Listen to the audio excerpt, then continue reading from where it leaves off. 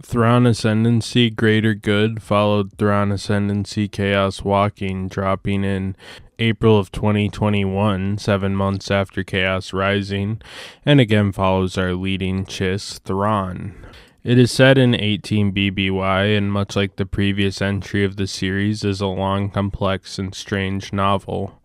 Basically, following the last novel, Thrawn is still hunting down the Nicardoon threat, all this while the threat begins arising in the Chiss Ascendancy, with the Agbui, a group of telepathic aliens hoping to covertly gain influence using a mix of cunning and psychological methods in hopes of starting a civil war between the 9 ruling Chiss families of the Ascendancy. The Agbui setting up a fake mine of rare metal that the Chiss use on warships, Nayaks, hoping to set up a group of smaller families in the Chiss, the Great 40, essentially influential but not the 9 ruling families, causing a civil war between them, which would spread up and do the same for the 9 ruling families, all of whom have allies in the 40 great families, as they all fight over claim for the metal. Meanwhile, Thrawn meets the leader of a population from the planet Sunrise who's ready to commit suicide along with her crew since her world was ravaged by a civil war. Thrawn and Thalia hope to prove there is still hope so this lady doesn't off herself, though the Magus wants to die, so they sedate her.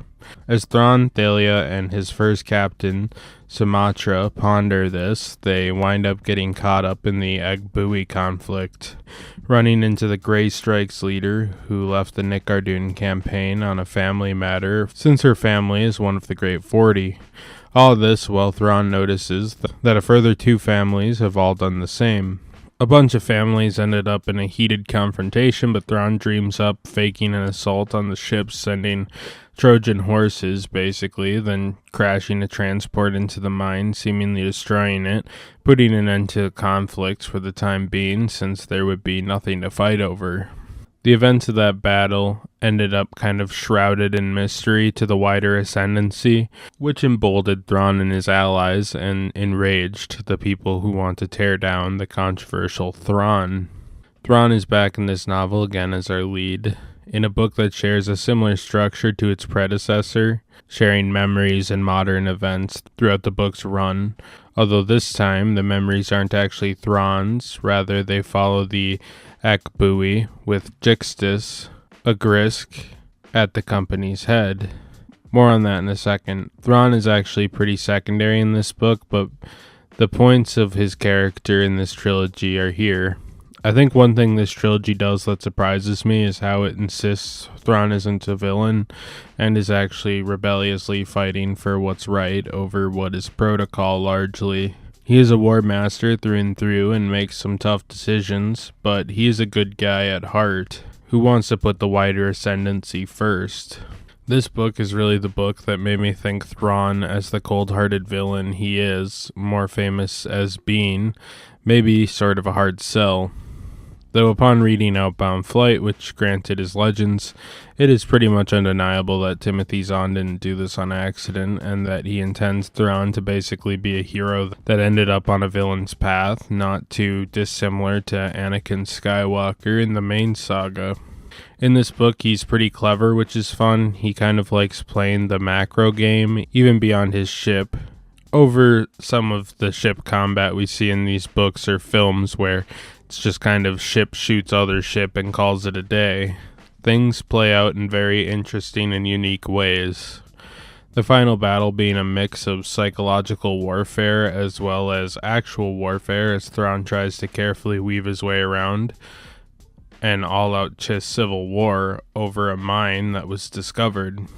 Another thing Thrawn does in this book is really push Shiri's ability to help her become a better Skywalker.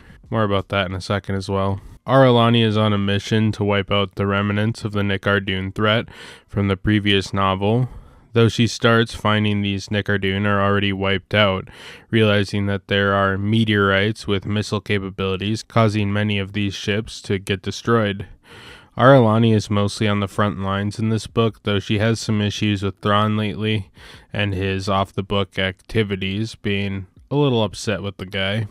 though she still kind of sort of respects him despite these issues and doesn't totally want to see him burn the way some people do.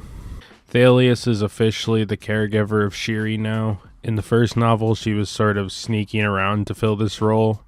She ends up picking up the cause and keeping the Magus alive, who is under the impression that her people were pretty much on the brink of extinction, though if the Magus kills herself, so too does the rest of her crew, as is tradition on the planet Sunrise, I guess. The Magus kind of having a godlike command over her people, and her people respecting her word and decisions. Thalius ends up gaining some trust with the Magus when she mentions the Chiss world of Chisilia was almost destroyed when the planet's sun started acting up and destroyed much of the surface, though the population managed to come back slowly but surely, so even if the Magus' species is dying, there's always hope of a comeback.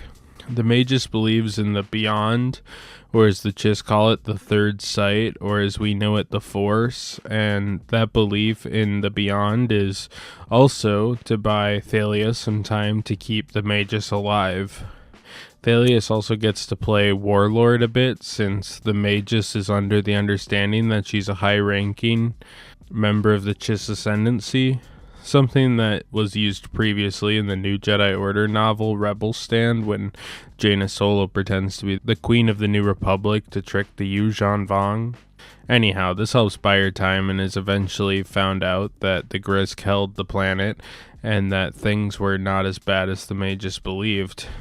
Anyhow, I actually really enjoyed that Thalia gets to step up a bit in this novel, since it shows she is more than a babysitter and has some real urgency on Thrawn's ship. Shiri is being tutored by Thrawn on how to fly. Her partnership with Thalia is also advancing, though Thalia is proving busier than the previous novel. Something the Magus is doing was also messing with Shiri's second sight and causing issues, though at the same time, she is also breaking new grounds on how Skywalkers often work, mostly in minute ways, doing tests to see if it's better for her to be in second sight for 70 minutes instead of 60, for example. It seems minor, but it can change up the pattern a bit and cause increased efficiency. She's also tested on prediction, when she predicts when exactly a freighter needs to pull out of a maneuver to avoid disaster. She's a good character, and I like all they added to her as we see her mature into her job and also prove to be an impressive Skywalker. Thurfian continues to hate Thrawn and do things to undermine him. Not much has changed on this front, but at the end of this book, Thurfian is promoted to the patriarch of the myth family, which brings him up in influence to the height of power within the myth, something that proves to be a major conflict in the third novel as people start trying to really make moves against Thrawn. Lakinda is part of the Zodalok family and is set off to basically track and attempt to babysit Thrawn, which annoys her since she despises Thrawn and how he goes about his dealings as an officer of the expansionary fleet.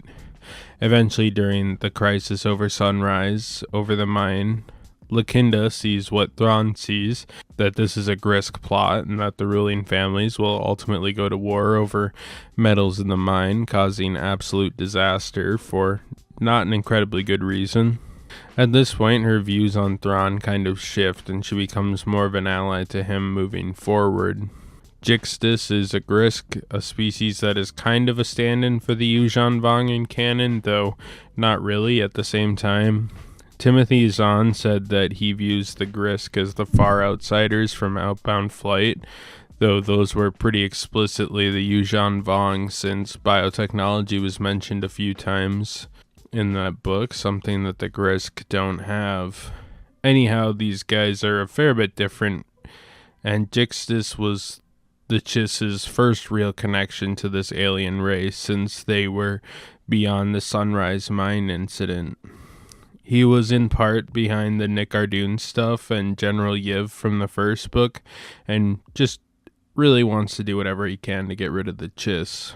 Part of Jixtus's story takes place in the memory segments and follows him studying the Chiss through Yopanek and Yomi, and honestly all these moments between the trio are terrifying since Jixtus is just taking advantage of them and biding his time to murder them in cold blood, something that eventually happens to Yomi before Yopanek is abandoned. He is backed up by Haplif, a cultural expert who's attempting to read the chiss, but most of the crazy stuff is what Jixtus is doing. It's pretty tragic too, since Yomi started having doubts about Jixtus and was kind of trying to pull away from his influence. This arc may have been the most visceral of the novel, since it's so eerie and calculated, and leading up to Yomi's murder is just incredibly visceral. Kilori is again a giant coward. This time he rolls with Jixtus as he tries to destroy the chiss. Not much new with him. He just kind of goes around menacing Thrawn, or maybe Thrawn menaces him, I don't know. This book is again very analytical, but I think this one is much easier to understand despite the naming conventions still being a giant pain in the ass to get around. It is largely simplified on that front, and you probably have a good idea of how that works at this point if you read the first novel. Though since most of our characters are established in their roles, I think the Jixtus plot is great and very easy to understand. Also, the fact that Zahn was able to write these moments with so much visceral discomfort was impressive, and I found it all very chilling. Overall, I found this book much more exciting than the first. The action is great still, and the Mage's plot had some strong moments and added a lot to Thalias's character. The other complexity of it all still makes it sort of a pain to talk about, in all honesty. These books are really complex, but still rewarding reads. This book is easier to follow, but I do wish we had more importance placed on certain characters. I also missed Thalia and Shiri's chemistry, which I think was a little undercooked in this one, while she was on her side quest with the Magus. Overall, it's good and sets up a lot of new angles for which the plot can expand moving forward.